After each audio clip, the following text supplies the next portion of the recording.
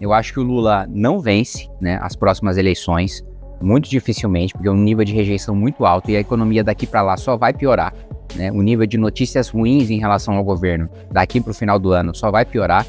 E eu nunca vi, Mara, um presidente da República que com esse nível de antecedência da eleição esteja tão mal no primeiro turno. Porque uma pesquisa com esse nível de antecedência, ela fala muito mais sobre o recall, sobre o quanto as pessoas lembram do seu nome, do que sobre o resultado da eleição, né? Porque a última pesquisa dá ele como favorito. Isso. Tanto no primeiro quanto no segundo turno. Só que quando você compara praticamente qualquer outro presidente da República, ou mesmo candidato a governo do estado, à reeleição, nesse período de tempo que nós estamos, a vantagem que ele tem já no primeiro turno é muito maior do que o Lula está tendo agora. Porque ele está no cargo, porque as pessoas sabem do nome dele. E outros candidatos são menos conhecidos do que ele. E naturalmente vão ser menos citados no primeiro turno das eleições. Então, o primeiro ponto, ele está tão mal sob essa perspectiva, comparado com outros governantes, com essa antecedência da eleição, não ter uma grande vantagem no primeiro turno. Segundo ponto, eu também nunca vi um presidente da República estar no poder, ter na sua esplanada ministros de partidos que já estão dizendo que não vão apoiar sua reeleição. Então, assim, o Lula tem ministro do PP, o Lula tem ministro do PSD, o Lula tem ministro do União Brasil. E esses três partidos abertamente já estão falando, não, vamos apoiar o Lula. Então é um nível de fragilidade que ele está se vendo obrigado a manter partidos que não vão apoiar ele na reeleição. Eu também nunca vi isso acontecer antes, né? Mesmo de 1 a 1, quando estava tendo crise, ele mandou todo mundo embora e reformou, fez a tal da faxina no governo, e reformou que, inclusive, a faxina do governo Dilma, ironicamente, no primeiro mandato, foi o que levou o Tarcísio pro DENIT. Quando ela tira o PL, olha só a ironia do destino, quando a Dilma tira então PR, né, hoje PL, do Ministério dos Transportes, e coloca o Tarcísio no DENIT, que fez depois o Tarcísio ir pro plano de parcerias e investimentos do Temer com Moreira Franco, que depois fez ele virar ministro da infraestrutura do Bolsonaro. Os pulos que a história dá. Mas esses dois pontos. E um terceiro ponto, que eu escuto de petistas, do Lula tá mais preocupado agora com a biografia do que com o poder. Então o medo dele entrar para a história como o sujeito que perdeu a reeleição, porque até hoje, Nova República. Qual foi o único presidente que perdeu a reeleição? Bolsonaro. Se o Lula entra para esse rol, é muito ruim, só pelo fato de ter sido um presidente que perdeu a reeleição. Mas pro arco da história do Lula é ainda pior, porque qual que é o arco da história do Lula que vai ser a narrativa petista pelos próximos anos? Olha, Lula foi preso injustamente, não teve corrupção, aí ele sofreu, ficou 2 anos na cadeia, saiu, disputou a eleição, venceu, reergueu o Brasil e se aposentou. Fechou com chave de ouro a sua biografia. Agora, se ele sai da cadeia, vence a eleição, termina o ciclo perdendo a eleição, e veja, se o Lula disputa a eleição e perde, e vence um candidato mais à direita, a Procuradoria-Geral da República e o Supremo estão muito mais ao sabor do vento do que as pessoas gostam de crer. Eu não duvido que volte a ter ação criminal contra o Lula, derrotado no segundo turno da eleição. Então a minha visão é de que ele não é candidato, primeiro, pela avaliação própria dele, de um risco alto dele perder. E segundo, em ele se expondo nesse nível, ele poder sofrer retaliação depois. Você não acha que medidas como a isenção do imposto de renda até R$5 mil, que atinge diretamente a classe média, é muito popular? Que o Lula tem de ganhar popularidade com uma medida dessa sendo aprovada? Sim, para a primeira pergunta, não para a segunda, né? Eu acho que é muito popular, mas eu não acho que ele vai ganhar voto com isso. E por quê? Quando você para olhar o Bolsa Família hoje, quem recebe o Bolsa Família já não vincula o benefício ao governante. Eu falo, é uma coisa que eu tenho, e que se o presidente perder, eu vou ter com o outro. Da mesma maneira, é a isenção do imposto de renda. Ainda mais forte na classe média, que tem a sua opinião política mais calcificada até do que as pessoas mais pobres. O cara que vota na direita, hoje é de classe média, tem uma renda de 3 a 5 mil, a 7 e pouco, se a gente for contar o desconto simplificado, não vai votar no Lula porque está sendo isento.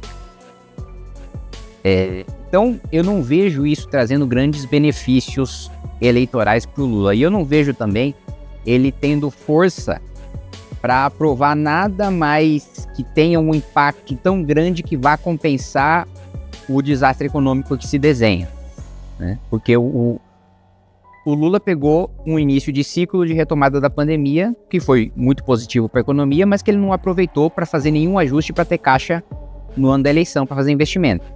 Então agora ele está simplesmente no desespero de arrecadar para não entrar no shutdown, que é o que a consultoria de orçamento do Congresso está desenhando. E ele, ao mesmo tempo, não tem força política dentro do Congresso mais para aprovar nada que tenha relação com ajuste. Mesmo porque ele traiu a sua própria base dentro do Congresso. Porque no pacote do Haddad, né, no ajuste em que ele mexeu até no BPC, primeiro o Lula manda, né, um ajuste mexendo no BPC, coisa extremamente impopular. Faz a sua base votar, prometendo 5 milhões para cada um de emenda, né? A base não votou de graça. E ele não pagou 5 milhões até agora, né? Os deputados da base ficam reclamando até hoje. E eu falo, parabéns, fizeram acordo com o Lula e merece, tem que tomar calote. E aí pagou 5 milhões para cada um.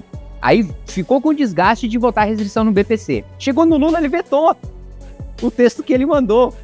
Então assim, ele prometeu 5 milhões para a base votar, pediu para a base ter o desgaste do BPC. Chega nele, vetou o BPC e não pagou 5 milhões. Tá assim, a situação dele no Congresso não tá fácil. E outra, desgaste com a própria base. Um desgaste com os partidos de esquerda. Né? Eu não tô nem falando da base contando o Centrão, eu tô falando da base e a coligação que o elegeu, né? Então eu sinceramente não vejo esse fôlego de popularidade por causa do imposto de renda ou de qualquer outra medida. Com certeza, como todo presidente fez e todo o Congresso votou, porque se é para criar dívida, né, em prol de populismo, o Congresso está sempre junto com o presidente, seja ele o Lula, seja ele o Bolsonaro.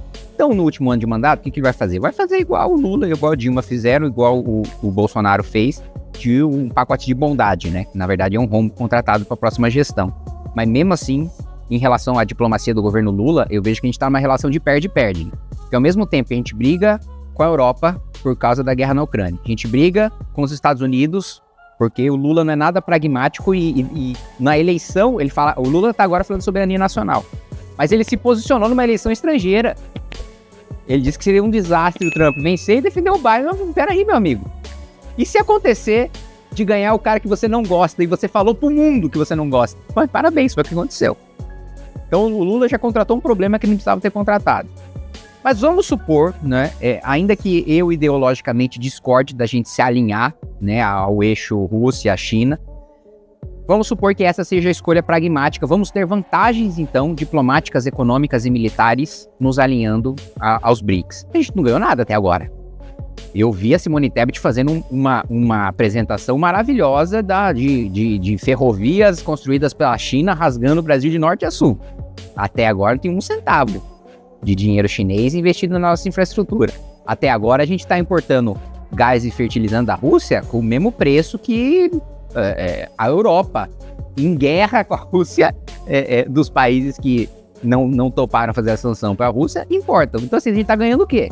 Estamos ganhando nada. Está brigando com os Estados Unidos, está brigando com a Europa e estamos, vamos supor, amigos, né, da Índia, da China e da Rússia, e nenhum dos 3 países mandaram os líderes pro evento do Brasil, quando o Brasil está presidindo os BRICS. Porra, que prestígio! Não veio ninguém. Estamos alinhados com os BRICS. E aí, o Brasil vai receber os BRICS? Quem vem? Ninguém. Por quê? Porque acho que a gente, primeiro que durante os últimos 40 anos, a gente trabalhou muito para ser irrelevante no cenário global. Essa humilhação que a gente está passando agora com os Estados Unidos, que aí tem gente que me pergunta, né? Mas e aí, o que o Brasil, ou o que o parlamento, o que o governo pode fazer para responder às sanções americanas? Nada. O nosso imposto de importação em relação a mercadorias americanas já é maior do que eles estão impondo agora numa tarifa sancionatória. Então, mas ainda vamos supor, vamos dobrar então os impostos de importação que a gente tem. Quem mais vai sofrer é a gente. Então, nós não temos mecanismo de defesa, porque nossa economia é fraca, nossa infraestrutura é fraca, nossa diplomacia é fraca. Nos últimos 40 anos, se você compara com nossos pares em desenvolvimento, olha o quanto a China se desenvolveu, olha o quanto a Coreia do Sul se desenvolveu. Indonésia, Vietnã, países que eram muito mais miseráveis, com analfabetismo maior, com saneamento básico pior. O brasileiro ele era mais educado, o nível de qualificação e de produtividade dele era maior do que o do coreano. 40, 50 anos atrás. Olha onde a gente está agora. Nesses 40 anos, você teve governos de esquerda e de direita. Sim. Então, deu errado? Ambos fracassaram miseravelmente. Não é, nem digo os dois caminhos, porque entre esquerda e direita há vários caminhos, dentro da esquerda e dentro da direita. Mas o que a gente teve até agora fracassou miseravelmente. E principalmente a Constituição de 88, que, na minha avaliação, é muito mais uma cartinha pro Papai Noel do que uma Constituição. Porque lá a gente tem lazer, lá a gente tem trabalho, lá a gente tem moradia, a gente tem saúde, educação, previdência, leis trabalhistas, leis tributárias. Nada disso funciona.